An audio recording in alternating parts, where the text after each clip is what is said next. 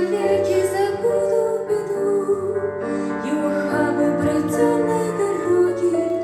Я склонюсь перед Богом моим, может, даже расплачусь от счастья, прикоснувшись к рукам дорогим. Миг забуду печали и ненастья.